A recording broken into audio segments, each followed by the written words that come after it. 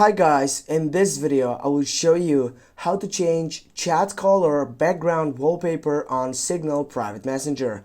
Firstly, get up into your chat section on your account, then go for the fourth selection, appearance, and now on the second selection go for chat color wallpaper. And here guys, you can get up and change this fiction. Firstly, as you can see, you have these different options in which you can go firstly for chat color, you can go for red one, now you can get back, and now if you want also you can choose the wallpaper setup on the third selection, in which you can choose it from your gallery. I will go for this one. I will go select this side with Karim Benzema.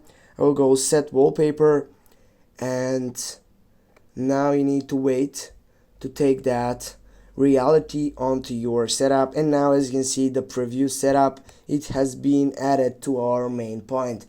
Also, you have that chance to reset chat colors, in which you can simply go for reset all colors or reset default colors. Thanks for watching guys. Don't forget to hit that like and share the video. See you soon.